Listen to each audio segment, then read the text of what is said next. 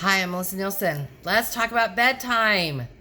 I often get questions about bedtime and how to work your bedtime, especially when you have multiple children of all different ages. So we have 5 kids, and when we had all 5 of them at home, there was a large age spread. So like our oldest is 23, our youngest is 9. So there was always a child in every stage. I always focus bedtime on the youngest child. So you might want to take notes. Dinner is the runway for bedtime. I talk about this often. When you're working on your rhythm, you really, really, really want to have this dinner part in place. So you really ideally want to have dinner between 5 and 6. 5:30-ish is probably best. Then you start this runway for bedtime. Now, when you have older children, you've got to enroll them so that they understand that you're trying to get the little ones to bed. If you have children that are under 6 and they're not napping, they need to be in bed before 7. So if you're having trouble getting kids to bed, you really need to ask yourself, have I missed a sleep window? We have other videos on sleep, so I'd like for you to go and watch those before asking any questions, just because it may answer those questions. So check out our other Monday videos on sleep. Really and truly, when you have children of varied age groups and you're trying to meet them all, you want to, like I said, look at the youngest child first. Then I would say anywhere from between 7 and 9, they need to be in bed by 7:30. Our daughter just turned 9. We're allowing her to stay up till 8. But you want to have that anchor. You want to have that anchor and let children know, well, when you get to be that age, then you'll get to stay up too. When you know they were younger, they didn't get to stay up, so this is just how it goes. When you are firm in your boundary, they don't generally argue, but when you're wishy-washy, they will every time. So don't be wishy-washy. Know what your boundary is. That doesn't mean you don't sometimes stay up late and watch the moon come out, or go do something fun late at night. That doesn't mean you don't ever do that, but it means you don't do that every night. It means that for the most part, you understand what's going on and you know when bedtime is. If you don't know, they're not going to know when bedtime is. So you've got to really sort of, anchor that, and everybody sort of needs to know.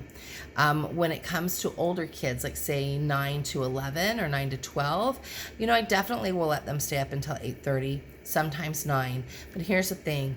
I get up at 5, so I'm done with the day come about 8:30 at night.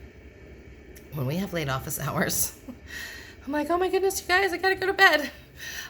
So I really try to keep hours so that I can shut down my life come 8:30. So I'm not, I don't have to think after that. Anytime that I've gotten up really early like I usually do, and I kid myself that I'm going to answer emails after everybody goes to bed, it never happens because I'm exhausted. And I don't want to give that exhausted piece to people that I'm emailing, so I will usually wait till the next morning. But I bring that up because if you have older kids that are then going to want to stay up later, you want to sort of have boundaries there.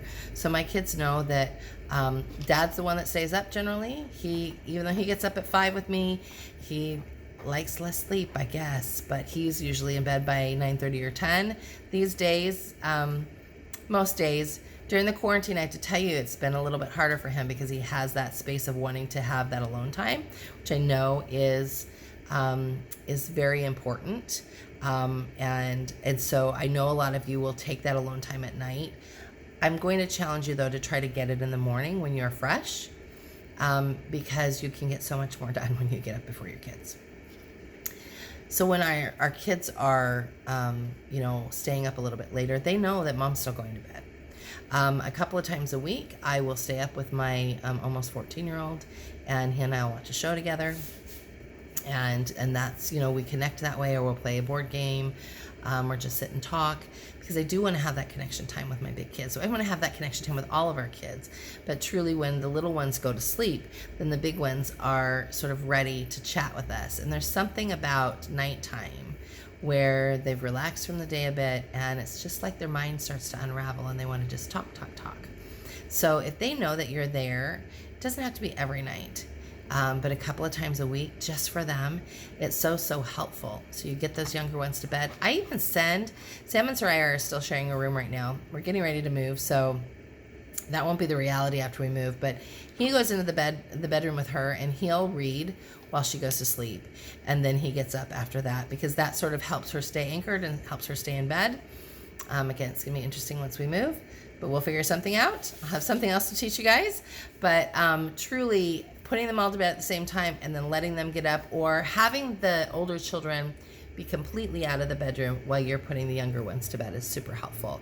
Often what I'll do is, or what I have done in the past, is when I put that child to bed so that they're not a boomerang, because that can happen, they'll have 14 glasses of water. I go, this is the last glass of water, you're going to get in bed. I will either sit at the foot of their bed or in the doorway, and I'll knit, answer some emails, maybe read a book, something, so that I'm anchored right there in that space. They know I'm there, and they can go to sleep, and it's then not stressful for them, because they want to be with people when they're sleeping, just like most of us do. So I hope that's helpful. I know that often having multiple age groups in your home sort of feels really difficult, but really ask yourself what each one of them needs. They have different needs. They all need sleep. So even my big kids, even my teenagers, they're always in bed before 10. And I sort of joked this morning in our Planning for Peace call. I said, I let them choose when they go to bed, but I choose when they get up. And I do. It's not a joke. I'll say, I want you in bed by 10. If they choose to stay awake till 10:30 or 11, that's on them. They're still getting up when I get them up. And I feel really firmly about that. I know we sort of live in a culture that's like, oh, well, teenagers should just sleep whenever. They need to make good habits for later in life. And the teenagers especially, they need to have those good habits. So you want to instill those habits in them when they're young so that they can continue them as they grow. You don't want a child that doesn't know how to get up before 11 o'clock, all of a sudden has to be at work at 8 a.m. and doesn't know how to do it and struggles. So that's part of your stewardship, is teaching them that there are times to sleep in and times to not. This doesn't mean we never sleep in, but it definitely means that that's not the mainstay of how we do things. So I hope that was helpful. If you have any questions, feel free to drop us a note, and we'll see you next week.